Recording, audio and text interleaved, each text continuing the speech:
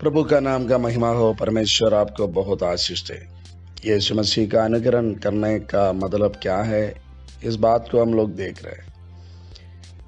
यीशु का अनुकरण करने का मतलब है यीशु जैसा अपने आप को एक बलिदान करने के लिए दे दिया, उसी प्रकार हम भी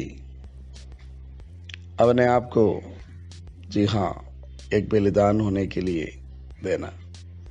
वो एक दिन की बात नहीं है, ये हमारा जीवन का लक्ष्य होना चाहिए। मतलब मैं 50 साल के बाद एक बलिदान का जीवन बिताऊंगा, वो नहीं। आज मेरा लक्ष्य ये होना चाहिए, मैं यीशु मसीह के लिए एक बलिदान होना चाहता हूँ। ऐसा कई बातें आपका सामने आएगा, आपको बलिदान होने का मौका ही आएंगे। बलिदान का उल्टा क्या है, उसका ऑपोजिट मीनिंग, उसका उल्टा मतलब क्या है? बलिदान का उल्टा मतलब स्वार्थता है। हम यीशु के लिए जिएंगे कि हमारे लिए जिएंगे? देखिए, प्रेरित पौलुस गलाती 2:20 में कहता है, मैं क्रूस पर चढ़ा दिया हूं अपने आप को, मैं क्रूस पर चढ़ गया हूं, मैं क्रूसित हूं, मैं जीवित नहीं हूं। बलिदान जो हमारा सबसे प्रिय है, वो प्रभु के लिए इनकार करना। अब्राहम ने इसहाक को इनकार किया। उनका जो बुजुर्ग उम्र में मिला हुआ, वो इतना ज्यादा प्यार करने वाला एकलौता बेटा को अब्राहम ने बलिदान कर दिया। तो बलिदान का मतलब हमारा सबसे प्रिय जो है, वो भी परमेश्वर के लिए देने का तैयारी। जब एस्तर ने राजा के पास गया और बिना बुलाकर गया, राजा बिना बुलाकर वहां पर जाने का मतलब है, अगर वो अपने पास जो राजदंड है वो अगर नहीं आगे बढ़ाएगा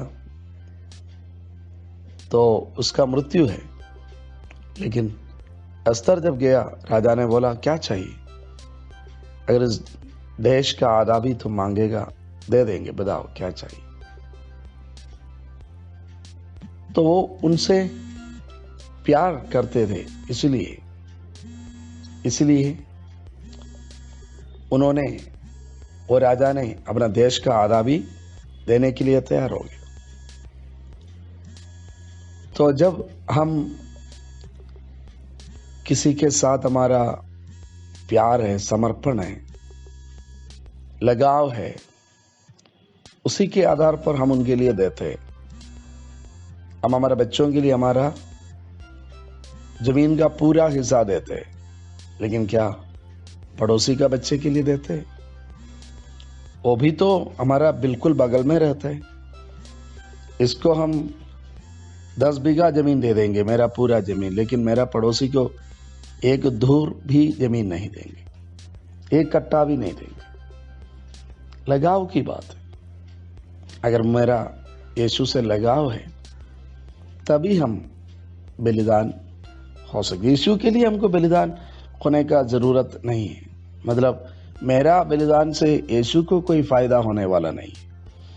यीशु को बचाने के लिए हमको बलिदान होने का जरूरत नहीं। यीशु के हम अगर चले हैं, अगर यीशु का हम शिष्य है, अगर हम यीशु को गुरु मानते हैं, अगर यीशु को गुरु मानने योग्य है करके हम समझा है, तब यीशु ने जो किया वो हमको करना।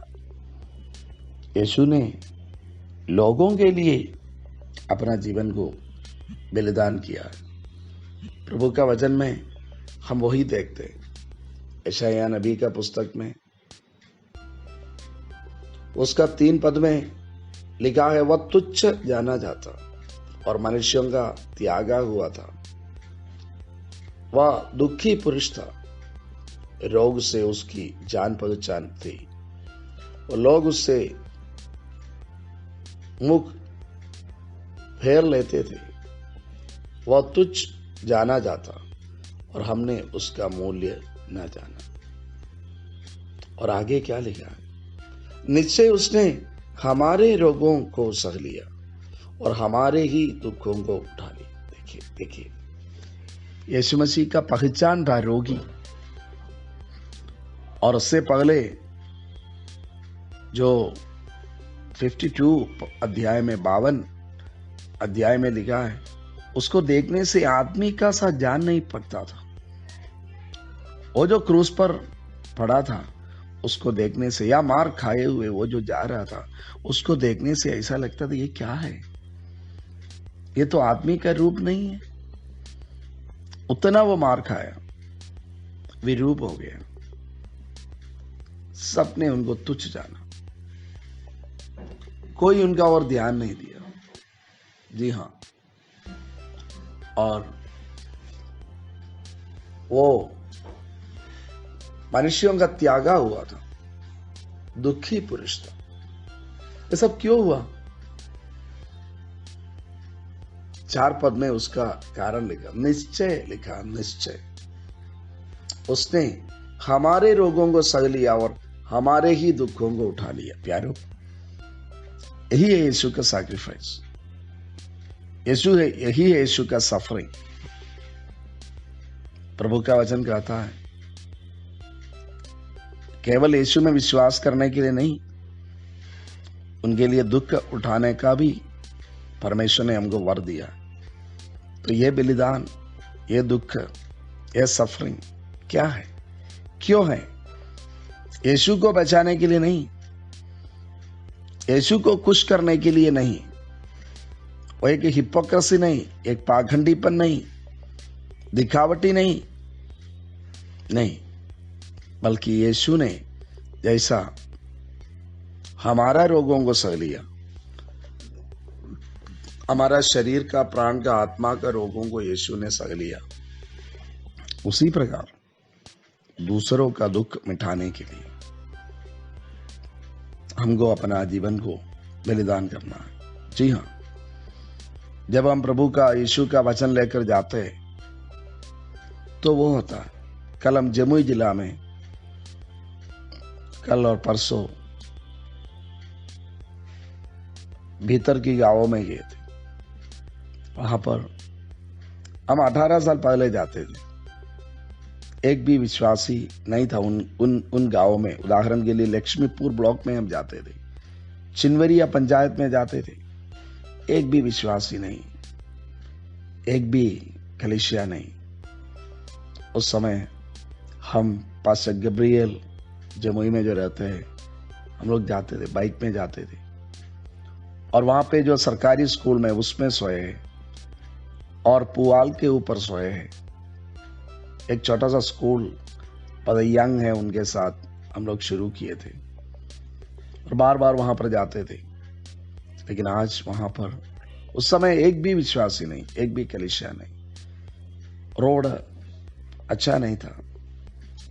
और हम कल पास्टर गब्रियल से बात कर रहे थे, वो याद कर रहा था मोटरसाइकिल से कैसा गिरा, वो सारे बातें हम तो भूल गया है। लेकिन आज वहां पर सुंदर कलीसियाएं हैं। कल हमने जिस कलीसिया में गया, नया कलीसिया, लेकिन परसों गया, नया कलीसिया, लेकिन अच्छे अच्छे विश्वासी लोगों को प्रभु वहां पर खड़ा किया है। क्या कारण है? वहां पर प्रभु के दास लोग जाने के लिए तैयार हो गया। जी हां, इधर से और बाहर से भी। तो हम जब बलिदान होने के लिए तैयार होते हैं, वचन लेकर, थोड़ा सा कष्ट उठाकर जाते हैं, तो वो एक प्रकार का बलिदान है। लेकिन उसके द्वारा क्या है? निश्चय हमारे रोगों को सह लिया। हम जब बलिदान होते हैं, दूसरा चंगे होते हैं, दूसरा उद्धार पाते हैं। वो बलिदान परमेश्वर हमसे चाहते हैं। उसके लिए यीशु का अनुकरण करने के लिए एक बलिदान होने में परमेश्वर हमारा सहायता करे। God bless you. प्रभु, एक बलिदान का जिंदगी आसान नहीं है। हमको आपका ताकत, का ज़रूरत है। आप हमारा सहायता करें, तैयार करें हमको उसके लिए। धन्यवाद, यीशु के नाम से मांगते हैं, आमीन। God bless you.